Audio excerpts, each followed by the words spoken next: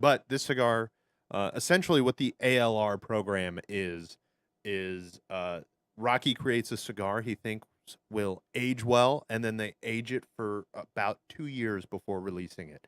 So anytime you pick up one of these, it's going to have been aged minimum 2 years, and then however long it's been in the shop on top of that, of course.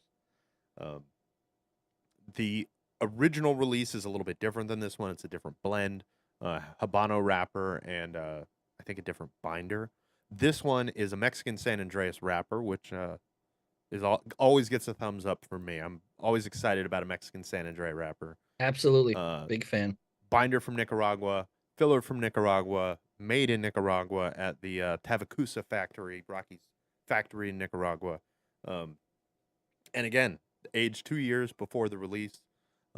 It was originally released in 2019. The cigars were reportedly created in 2016, according to the story. So I think they actually ended up with about 3 years of aging before they came out. Um, in all of the kind of documentation about this one, they talk about how the original release was a small batch of 160,000 cigars, which Just a isn't little bit. exactly Not a small. lot. Um, for Rocky, it is for sure. Yeah. I suspect that they're making more than that now. Now that this is kind of an annual release cigar, um, or at least the line is not necessarily this cigar because I think this one's one and done. The Casa de Montecristo exclusive. This is the Robusto Grande, which is a 5 1/4 by 54, compared to the I think 5 by 52 on the regular Robusto on the line.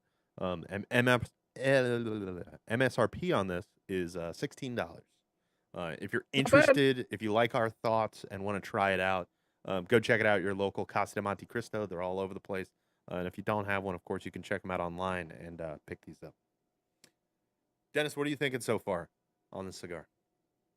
Dare I say, this is my favorite thing with Rocky's name on it.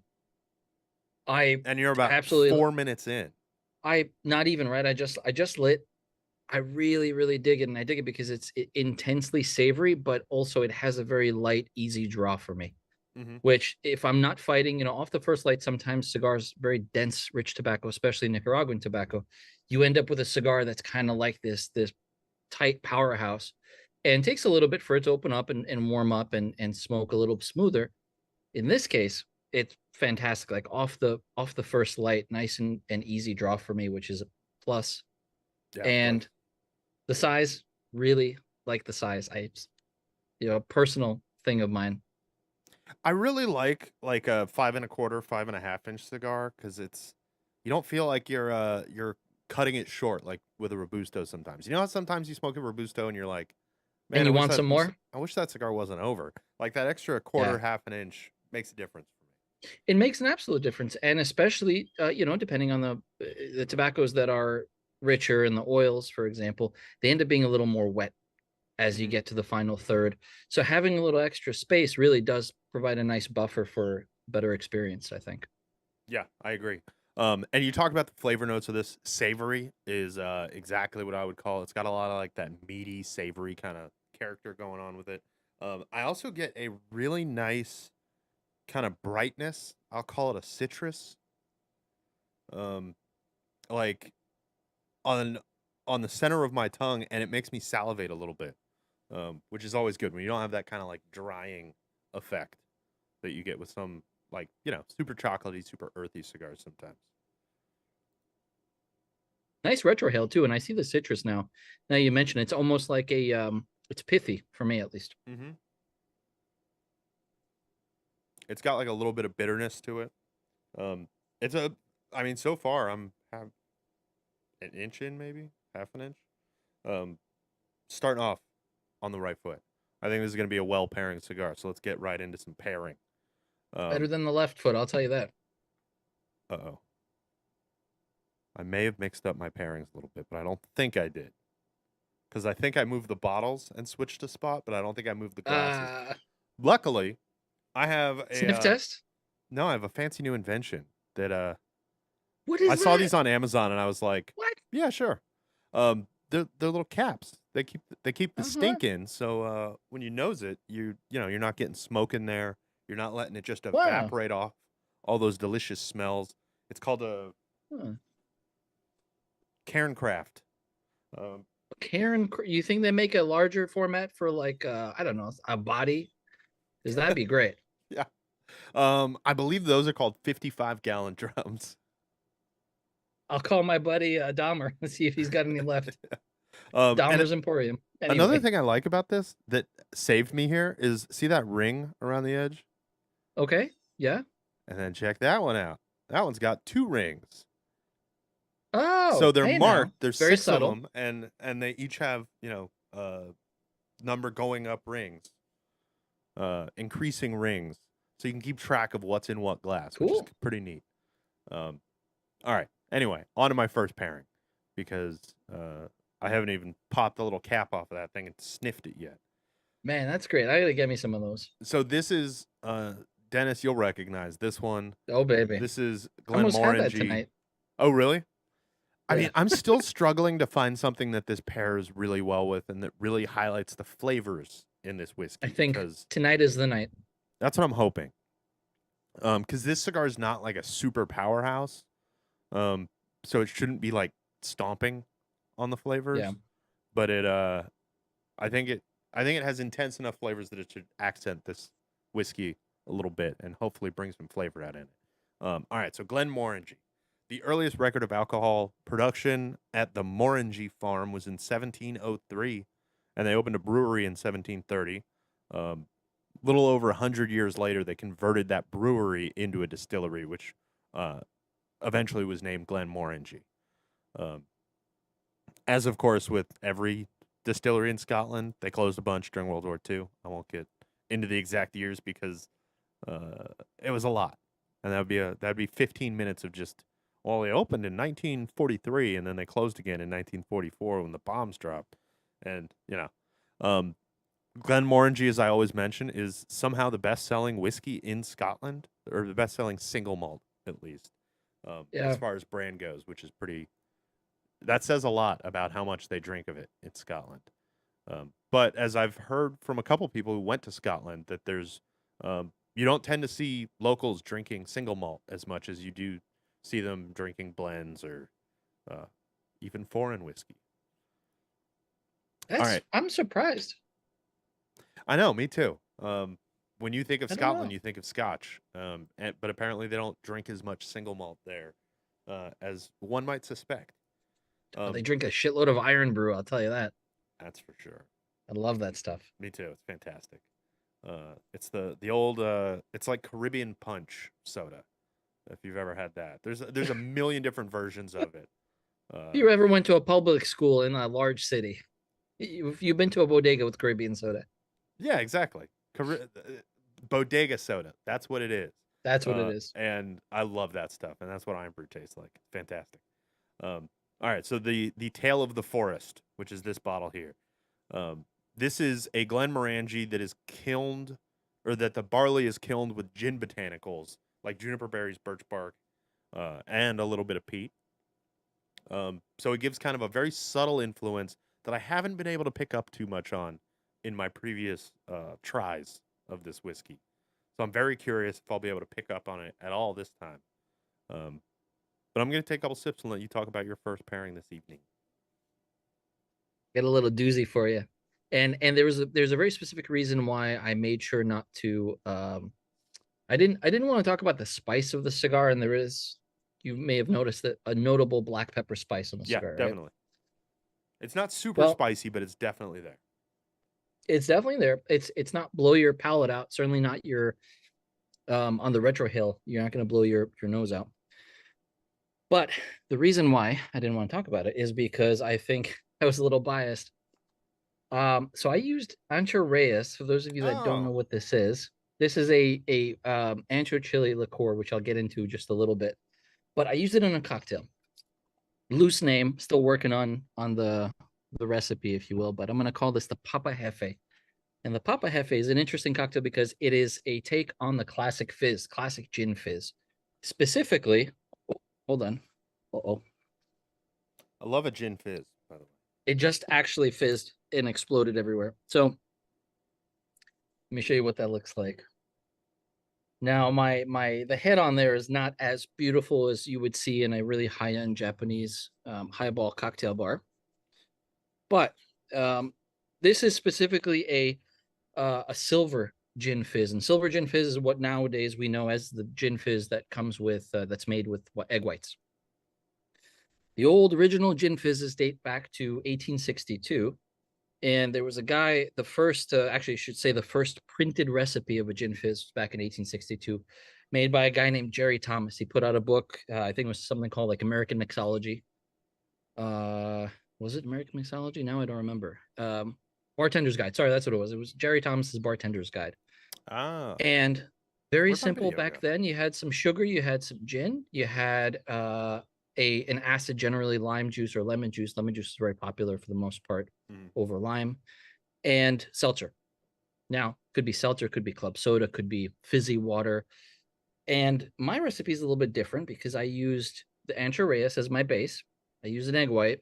I used a little bit different thing. So I used lime juice and a little bit of Goslings. So my Oh, sugar is nice. coming from Goslings instead of a club soda or a seltzer, and a couple of drops of cocoa bitters. So you end up with this really great thing. But again, the Ancho Reyes makes it nice and spicy, which I'm is very curious about that cocktail. That sounds great.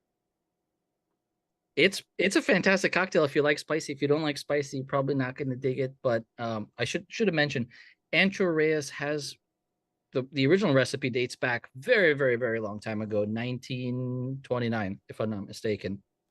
It wasn't released until 2012 by William Grant and Sons, who's producing that or distributing it, I should say. It's produced in Puebla, New Mexico, or Puebla, Mexico, not New Mexico. I think there's a Puebla in New Mexico, and in Colorado. I believe so. There's a Puebla, Colorado as well. Anyway, quick thing on this, it's a liqueur, basically sweet and spicy, not very strong in the alcohol. It's only oh god, what is it? Only 40%, so not bad for a liqueur. As Wow, 40%. So it's 80 yeah, proof. Wow. yeah. Plus, alcoholic sweets at 40% is that's a starting base, right? If you're drinking 100 proof whiskeys as your beginner whiskey, Yeah. cask strength and all. So this stuff is cool because it macerates on a neutral spirit for a minimum of 6 months. Those are the ancho chilies that macerate, and then they pull that off. They add the sugar to it with some water, of course, cut it down. But yeah, it's great stuff. Big Man, fan. I didn't realize that stuff was so intense. It's been a while since I had some. I don't remember it being 40%. So wow. Yeah, and there's a ton of great history too. So if you've never seen it before, if you see it in a store, pick it up or Google it, read up about it. It's just a really great piece of culture and history that finally made it to the U.S. Nice. That's awesome. All right, so the Glenmorangie little update. I did have my tops wrong too. So Oh, I took one sip and I went, nope, that's Irish whiskey. Um, oh but going boy. back to the Glenmorangie, I'm actually getting a little bit of that peat, a little bit of that like that almost medicinal quality you get from a gin from the juniper berries. Oh yeah. Uh, I'm actually getting some of like the subtlety from this whiskey, which is awesome. I had a And feeling it would it's come out pairing more really with well this with the cigar. cigar. That's when I first saw the bottle, I thought that was a really great choice, especially for the first third of the cigar. I think that the flavor is so light, and the smoke again is it's a very light smoke. Even though the flavor is very savory, it's a very light smoke, so it kind of evens it out nicely to where you could take something like that, which is, I think, my own opinion is very subtle as well. That Yeah, whiskey. the cigar is like very. I always use the word like delicate or uh, Yeah, there's another word that I use, but I can't delicate remember right is. now. Elegant. Those are kind of the words that come to mind with this cigar. It's not one of those like super punch you in the face with flavor cigars. It's got a lot of flavor, but it's not super intense. Um, yeah, I think it's going great with the Glenmorangie. How's that gin fizz ancho fizz thing working Oh, with I it? love it. I just love fizzes in general. I love the idea of taking something like an egg white, which people kind of You know, they raise their, what's the phrase? They raise their nose. I don't know They the turn their nose American, up at it. how you say in English. They turn their nose up at it. Yeah. But it's a really great way to get a really interesting body, very nice, silky, smooth body to a cocktail. And as long as you use a decent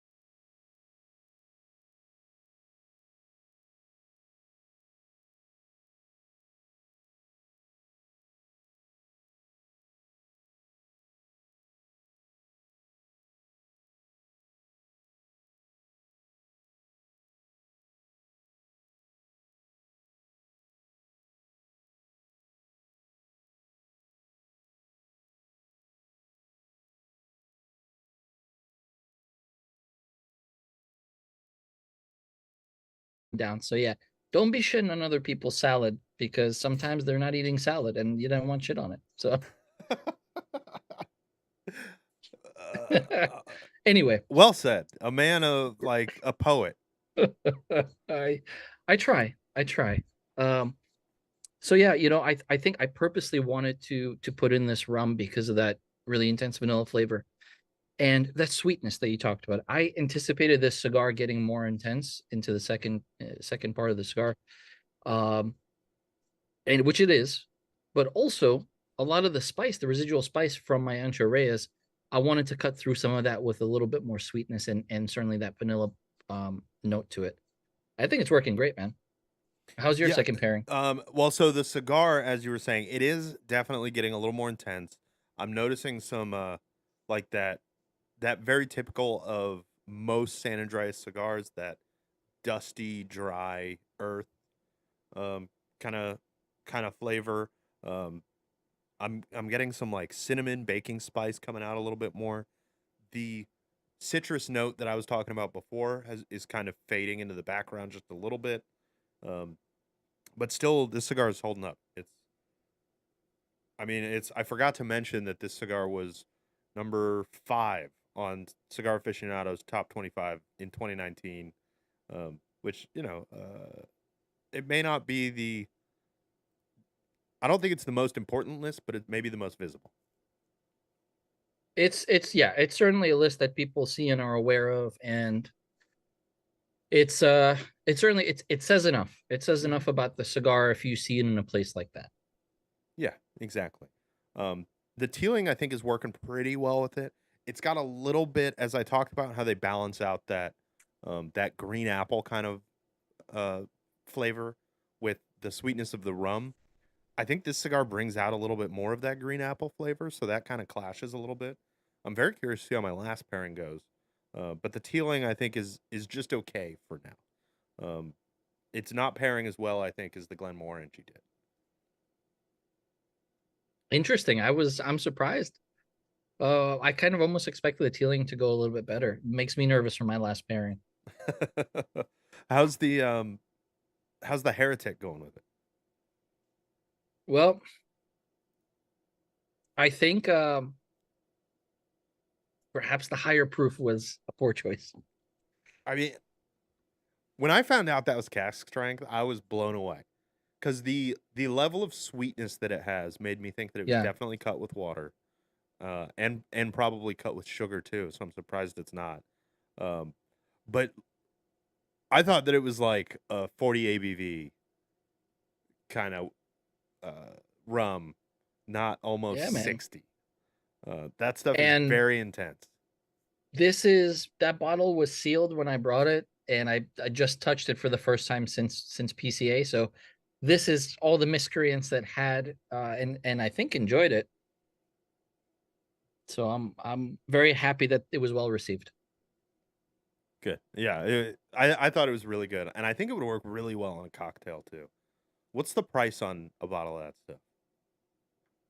Just for my $52. curiosity. Okay, not bad for a cask strength rum, which you never see anywhere. Right. And you could use it again to your point, right? The cocktails, I think that's where it really shines, and that's where a lot of their in-house cocktails, their cocktail program is based.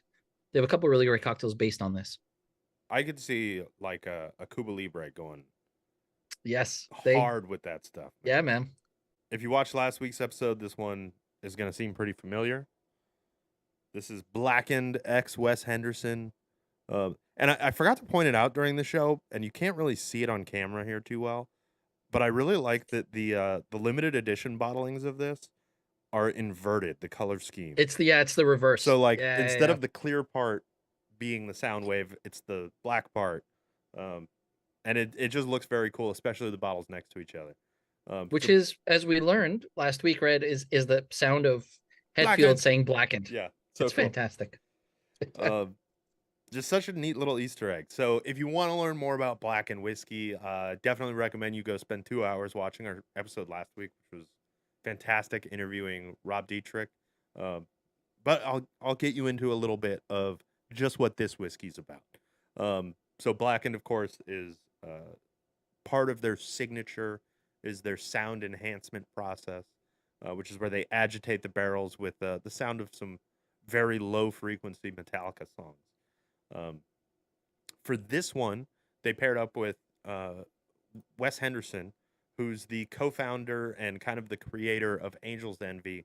Um, Rob told us the story last week of how this started off as a collaboration with Angel's Envy, and then uh, Wes retired, so they just kind of decided to pivot, and it became a collaboration with just Wes Henderson because he was the person that they wanted to work with for this release. So, uh, in a little nod to Angel's Envy, this is a blackened whiskey that is bottled at cask strength, um, but is finished in white port wine barrels, which of course Angel's Envy is famous for being finished in port barrels.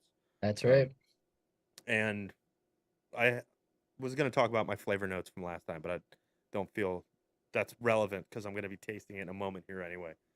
But I will close with just the cask strength, of course, and that's 58.1% ABV on this one. And look at the color on that. Like you can't really see it because my It's lighting beautiful.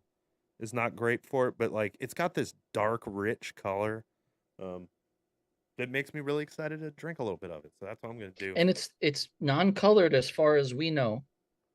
Yeah, Nothing is added, which yeah. is As very far cool. as Rob told us, they're not adding any color. They're not. I don't believe they're chill filtering this one at least. I think they're chill Uh filtering the normal release. yes, I think that's what he said. Yeah, yeah. The limited is non-chill filtered. But I'm gonna take a couple sips while you tell us about your final pairing of the evening. Oh wow. I just took my first sip and a little puff of my cigar here for my final pairing. I'm going to take you over to Louisville, Kentucky, All right. back in the olden days, 1870. I'm talking about Old Forester. Tonight I'm drinking the Old Forester Rye. And that's again the 100 proof, which is my starting proof for sipping bourbons, whiskeys, sipping anything really. God, I get when you drink enough cask stuff, you just go like, oh, all right, 100 proof. We'll start with that stuff, and then we'll move to proper cask, move to Navy strength, um, shift around a little bit. But as you can see, I have thoroughly enjoyed this Oh bottle, yeah. as I have many others. So I mentioned, founded in 1870, was founded by George Garvin Brown. And they actually are, I still believe to this day, the longest continuously produced bourbon on the market. It's true. Me and including Prohibition, which is an important distinction because they were one of few distilleries that were allowed to continue producing during Prohibition for medicinal purposes. I believe, if I remember correctly, there were 12 distilleries in the country that were allowed to stay open. It's Yeah, that sounds about right. And the other kind of cool thing is they were the first bourbon exclusively sold in sealed bottles. So this was kind of that like leading up to the Prohibition thing where you start seeing a lot of bottles that were being made on site at a Mm-hmm. whatever the distributor was holding onto casks and would blend shit and sometimes piss in it and sell garbage, right? And they started producing sealed bottles. This one doesn't have it, but you sometimes you'll see that the paper Yeah. seal over the top or a plastic seal. Even now we see plastic seals, but back then it was usually paper. And that was the indicator of quality and certainly consistency. And that is what partially allowed them to continue as a medicinal product, which is so wild to me. Imagine going to your pharmacist and saying, like, I got my doctor gave me a prescription for this bourbon. Yeah. I need it. I got the gout. I need some bourbon. Doesn't Whatever they were happen that way fixing it these with. days. Huh. No, usually Unfortunately. it's the unfortunately usually the other way around. And I mentioned Louisville, Kentucky. They are on Whiskey Row. There are a bunch of really cool other distilleries, and it's just if you get down there, it is a bring water. Make sure you have a ride. It's one of those. Don't ride a horse. Don't ride a cowboy. Don't ride a bicycle. Get a ride. You're gonna need it. Make sure somebody else is doing the steering. Yeah. So you mentioned green apple. Um, the rye is so spicy, but also it's so bright. It's not muted. Normally, when you think of rye, you think, all right, it's going to be heavy, it's going to be very spicy, and that's it. Dark and spicy. But the Old Forester I found has always been very bright for me out of all Mm-hmm. the different ryes that I love. And I think that 100 proof really is what it needed to pop a little bit. Yeah. I was gonna mention high proof like that, and like what I'm drinking is not. It's not about the alcohol, right? Like it's about that concentration of flavor. You're literally like when you add water, you're turning down the volume on the flavor. Yep. Uh, and when you have something that's high proof or cask strength, you retain that volume. And you can adjust it with water if needed. Um, but I just find that richness of like a cask strength whiskey goes a long way, and is fantastic. There's nothing like it. And I'm a big speaking of fan. that, Yeah. man, this stuff is We think. fantastic. Uh, we tasted it at PCA with Rob, actually without Rob first, and then with Rob, and I was just blown away by this whiskey. It's so intense. It has like you get all those bourbon flavors, but it's very intense. It's a little bit extra sweet. That port finish really gives you kind of that like you can feel sugar on your tongue a little bit. Like it just There's a has that viscosity to extra it. little bit of candy kind of sweetness um, that works really well in a whiskey, and so far for me works really well with every cigar I've tried it with.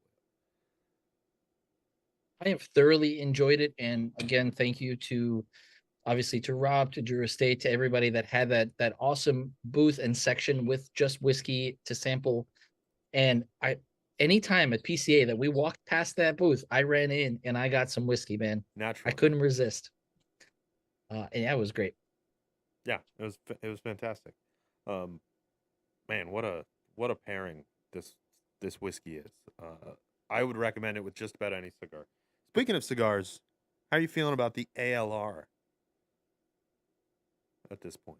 I'm You mentioned what was it? It was elegant, right? That subtlety Yeah. that is generally not what you get from Nicaragua. What you see, you get very punchy, you get very meaty, beefy, heavy, viscous cigars that sit on the palate. I really like that it's something that I can give to a friend that doesn't necessarily smoke a lot of cigars and not feel bad or not think that they're going to get sick or just hate it because it's too much. Yeah, that's kind of what I'm really enjoying about Yeah. this cigar is it's not overpowering at all.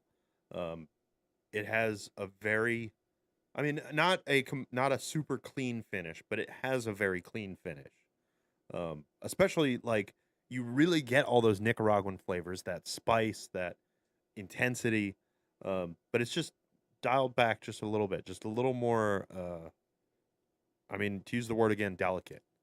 Um, And it's it makes it very easy to pair, I think, yeah, exactly. unless you're doing spicy stuff like a rye or a spicy liqueur, like on my part. Yeah, But normal pairings, they work great.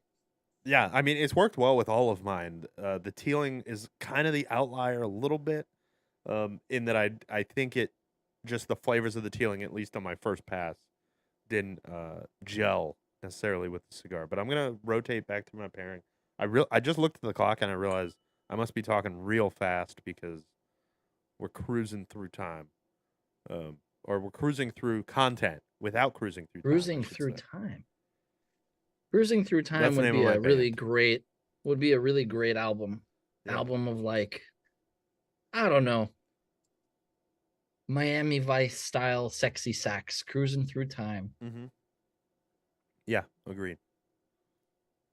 I think well, I'll be honest, I think the double spice, the Ancho Reyes plus the Gosling ginger beer, which if you've never had Goslings, it is a spicy ginger beer. It's very gingery.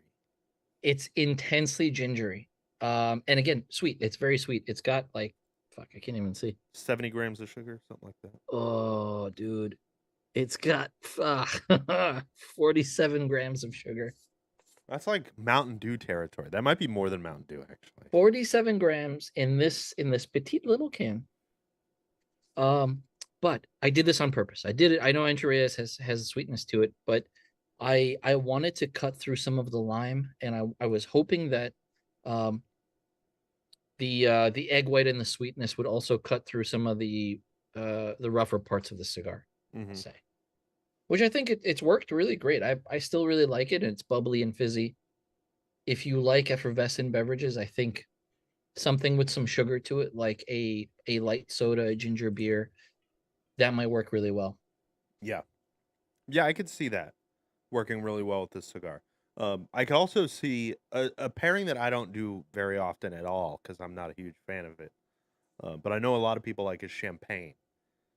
And I feel like this cigar in particular would actually work really well with like a champagne, like that effervescence, those very light, crisp flavors, that little bit of citrus kind of on the palate.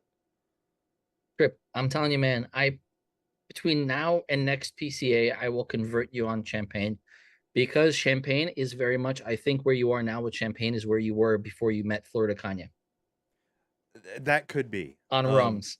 You haven't found the variety just yet that is like really, and when I say champagne, I mean actual champagne, not sparkling wine.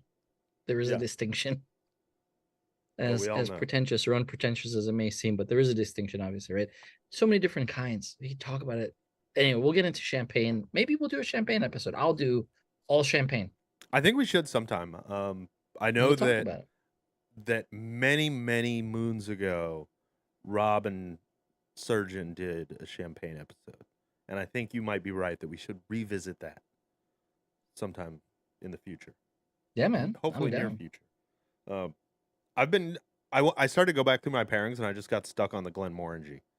Um, Oh, it's so working tell really us more. well. What's Like going on? just the again, I hate when I keep using the same word as a descriptor, but delicate. This Glenmorangie has those delicate gin flavors that, as I've found in the past, you can see I'm getting near halfway done with this bottle. This is the first cigar I've had that didn't just stomp out those flavors outright, and uh, it just made it taste like regular Glenmorangie. This one is allowing it to like come through with those herbal notes that really does remind me a little bit of gin. Like it's like a shot of whiskey with just a eyedropper, couple drops of gin, just to add that little twist. Um, but it works really well with the cigar, I think. Since uh since I'm sitting on my porch here on top of some kind of decaying creature that has yet to be identified, um, let's get into some morbid curiosity here on Glenmorangie. Do you have a favorite release from them? What is there a favorite? If you saw it on the shelf, you would buy that one over any other expression from Glenmorangie.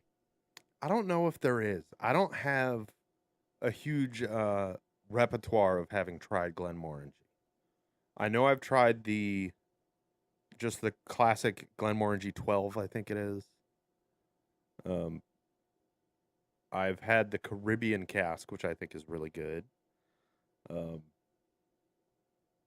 and there's one that you've had that you brought a bottle to PCA one year that I've had, Oh, like that Solar or is something, or that was um that was the Milchon. It was yes, that that's the one. pinstripe bottle. It was designed after I forget what the name of the confection was, but it was modeled, the flavor profile was modeled after kind of a sweets shop confection that you would get. Huh? And it was my favorite, fantastic, loved it. Unobtainium. It's like one of these releases, right? The one that you have, the forest, Tale of the Forest. What's this year is the Tokyo. Yeah. So those releases are kind of cool, man. And they're not that expensive. I think they're very approachable for a limited release. Yeah, I think so too. For me, like right around the $100 mark is where I start to get a little bit like a little bit more selective when it comes to a limited release. Like if it's 130, I'm gonna think a lot harder than if it's 90 or $100. We're talking scotch, right? We're not talking bourbon or rum or I mean, yes, the numbers are okay. lower depending on what it is, but for Scotch, Yeah. like I think $100 is kind of the sweet spot as far as something a little fancier, a little harder to get. Um, I don't go much above that usually. Yeah, that's fair. Same. Of course, this Blackened ex Wes Henderson. I mean, this was one where we tasted at PCA, and I was like, I need a bottle of that. If it's $200, I need a bottle of that. It wasn't it wasn't awfully expensive. I think it's for what you're getting, the price is, we're not going to call it a value, but Yeah, again, a limited release like that is, you're not going value dollars. for a It hundred just wouldn't be bucks, I'm fair. very happy with what I got. Yeah. Yeah. If it was any more than that, I think maybe it would be like, okay, if you really want it, you Yeah, can get it. But for the limited nature of it and the quality of the spirit, I think it's yeah, it's a good point for it. And I could see this being a year down the road. I could see just liquor stores putting the price up, and like we've seen, yeah. I the last, what did I see? Well, Blanton's is selling for 2.99, but we're not going to Oh count God. Blanton's right now. But I saw a bottle of Midwinter Night's Dram, Act 3 or 4. I forget which act it was. That was 3.99. Holy crap. 5 miles up the road, my local guy has got it for 160, which is MSRP. Yeah, So go figure. that's how the liquor business be, right? Um, they're trying to rip everybody off, one way or the other. Sometimes it don't be how it do, and that's the deal, right? Yeah, exactly. That's what I always say. I'm very That's right. frequently quoted as having said that. So I'm glad you brought it up. Have you been going back through your pairings? How are your pairings doing? I did initially, and I've been kind of stuck on this rye, man. I really love Old Forester. I love their rye. It's been my my go-to. It's the if I carry a rye at home, it's always going to be this. Hmm. Obviously, a big rye fan, so I have a lot of different other expressions from other people, but um, it's just I love it also because it's great in a cocktail. You can sip on it, you can put it over rocks, you can throw it in a cocktail and not lose the quality and the actual the meat of the spirit, which I really like. Nice. Now I'm with a trying to cigar, decide on what my pairing of the night is. yeah, I was just gonna say I can't pinpoint it just yet, so you probably should go first. I think I'm gonna go with the Glenmorangie. The blackened works really well with this cigar. I think the blackened would work a little bit better with a stronger cigar. Last week, of course, I paired it with the blackened M81, which worked very well, which is the kind of the right level of strength, I think, for this whiskey. If you're adding a little bit of water to it, I think it could work with this cigar. But the like the very understated flavors of this Glenmorangie and the fact that they really shine with this cigar, especially in contrast to every other cigar I've ever had with this whiskey. Um, that's my pairing of the night, easily. Yeah, What about you? I'm gonna go back to the fizz, man. I think the fizz is it for me. I could see that like that citrus going really well with this cigar. That It's the that citrus citrus. note, it's really fallen off in terms of the cigar side, but I think the flavors of this cigar work really well with the citrus still because it still has a little bit of that brightness going on. Exactly. Yeah. So that's an important point.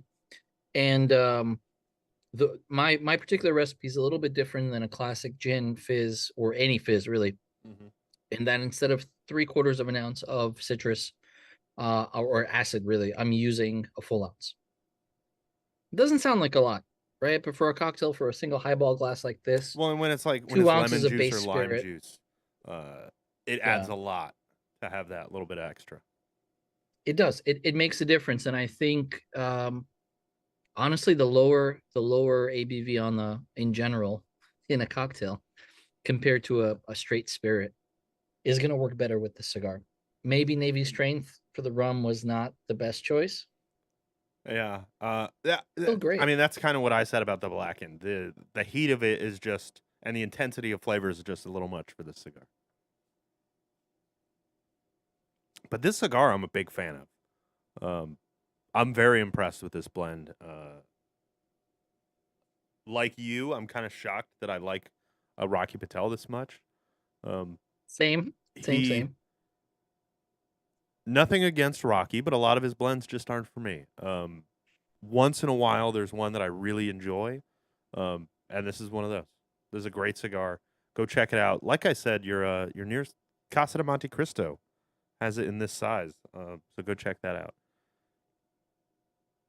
Um, yeah, good cigar, man. Good cigar. Digging it, man. I like the box press. I like it. Subtle box press is always nice. Mm-hmm. I Something agree. about I think because I have this tendency if I'm talking and smoking, I have this tendency to sometimes I'll fiddle with the cigar a little bit, kind of like squeeze it or hold it differently. And Same. I like that it's a little sturdier and I'm not in casual conversation, which happens to you and I all the time, Yes. of like holding a cigar and then you move your hand to gesture in a conversation and it goes flying. Or you ash all over yourself. Yeah. I've hit people with cigars on accident, just talking enthusiastically. Oh, this is great. My cigar goes flying across the lounge. I don't think that's happened to me, but I've been close. I got a good luck. I got this. Once it's in there, you can't. All right, with the box press. Mm-hmm. Mm-hmm. All right. Well, I guess we'll wrap it up a couple minutes earlier than usual tonight. Yeah. Um, but of course, before we go, we have to bring you our one for the road segment. Dennis, you got one for the road for us? Oh hell yeah, I do. I got it locked and loaded in the pipe, baby. All right. Let's hear it. All right. I'm gonna bring it back to 1996. Old nostalgia. Those of you that are huge fans of this movie may be excited about the development of the second film, Happy Gilmore. Ah, If you remember yes. that movie. There's been a lot of buzz about Happy Gilmore 2 coming out. They're like actually It has been beginning officially to official. greenlit now. Yeah, yeah. It is officially happening at Netflix. It's officially official. Of course, the couple of people have passed since then, so we're not going to get Carl Carl Weathers, Bob Weathers. Barker. Well, Carl Weathers, Bob Barker. Oh, the other actor. I feel bad that I never remember his name. The Jackass guy. Jackass. The guy that hid in the woods and Uh, yelled at Happy. I don't remember. He just passed away, man, like 2 months ago. I don't remember who I that got was. I can't. I can picture him and I can hear him, but I can't like. His his face is name, fuzzy in my memory. Joe Flaherty. Ah, yes. Joe Flaherty just recently passed. And yeah, man, that dude was great. Loved his character. Just the whole film was just so much fun. Yeah, love that movie. Can't recommend it enough. So go revisit that first movie before the second one comes out. Get It'll those vibes going. you got another year or two before the second one comes out, but Wow. uh yeah, good recommendation. I love that movie. All right, so my recommendation is both a book and a TV show because Oh, well, it's a book that I read while I listened to the audiobook um maybe 8 or 10 years ago. It's been a while. Maybe not that long, but it's been a while. Um maybe 5 years ago, something like that. And I saw that a TV show was about to come out a few weeks ago, so I ran through the audiobook once again. Um which reminded me just how much I love that book. It's written by a guy named Blake Crouch. You've probably he's got like the style of writing where it really feels like he intends to make a movie out of it eventually, and he frequently does. A lot of his stuff has been turned into television or movies. This one is called Dark Matter, and it's hard to explain without giving away too many spoilers, but it's basically about a scientist who wonders what it would be like if he had made some different choices in his life. I don't want to get too much further into it than that because I think the interesting. surprise of it is very good. Okay. And I don't want to, I don't want to be that guy who's giving away too many of the secrets to people so they feel like I've spoiled it. But it's really good. The TV show just started a couple weeks ago on Apple TV, starring Joel Edgerton and Cool. what's her name? Jessica Connolly? Is that her name? Something Connolly. What's her name? The Connolly Bill lady. Connolly? What? Bill Connolly? No, the girl. I'm not sure. Jennifer Connolly. That's her name. I knew I was close Jennifer with Connolly. All Jessica, but right. I was like, that's not it. Um, Jennifer Connolly is in it. She's not my favorite, but the show's real good so far. My wife's into it, which is always a good sign. My Um, wife. yes. Sorry. There was a Every couple time. weeks ago you said that, and then like I don't remember what it was. Oh, it was Lagavulin. But I said my wife anyway, Lagavulin. And like I went straight from my wife into Lagavulin. It happened my kids were watching at that time. And so I got Oh, inside after the show and everyone's going, my wife Lagavulin, my wife Lagavulin. that's amazing. Yeah, that's my life. When you have kids at that age, especially like us, when we're sitting and we're drinking our spirits and cigars and stuff, you go in the house and they are basically you're a pirate, they are your parrots. Hmm. All you got to do is limp around and have them follow you and say shit. And it's like the perfect scene. Yeah, exactly. Um, I don't remember where I was going, but anyway, the fact that my wife likes the show is a good sign because uh she's pickier than I am about TV shows. I'll watch something even if it's kind of garbage. She won't put up with it. It's got to be pretty good for her to Yeah, have a that's vested fair. interest. But there's Yeah, a really cool sci-fi kind of mind bending kind of show. Um, it sounds awesome. that I think if it follows along with the book as closely as it has so far, there's gonna be some very interesting TV at the end of the season. Oh boy. Um, yeah, if you want to know more about it, check out the trailer because it spoils enough that like the second episode isn't a big surprise. But if you want to be surprised, go in blind, and it's worth it. Mm. Enjoying that. Is that the rum that you're going back to? That is the rum. I'm going back to the rum. I love the vanilla character on it. Yes, it's hot, fine. But The vanilla, you talked about that sweetness where you thought initially this has to be added sugar in some way. Yeah. It's fantastic. And I understand now what they've done with the yeast. I completely get it. The profile makes complete sense. Very exciting stuff. I was just thinking of just thinking of some of my crappy one-liners about dead bodies and things. Since, I have this thing decaying, which by the way, throughout the entire show, the only thing that has been able to cut the stench of whatever animal is dead under my porch is this rum. So that's why you've been nosing it so much. All right. Which is part of the reason why I suspect Navy strength became a thing. Partially, we talk about history on next show. I'll have some more Navy strength rum for the next show. But yeah, if you're on a ship with a bunch of guys and some of those guys are dying and it's wet all the time, things are gonna smell. It's true. Hopefully you make some progress in the office by then and you're back in the den of darkness. It But would be if not, nice. we'll look for updates on the scent situation and how that's We going will. for you. Absolutely. So thanks everybody for watching. Thanks for hanging out with us. We appreciate you listening, watching, reading transcripts or whatever, subscribing, commenting, all the things, all that stuff that influencers ask you to do. We appreciate whatever you do for us. Dennis, hit him with the catchphrase and then we will get out of here. Thanks for watching, everybody. And remember, we want you to drink better, but we want you to drink less.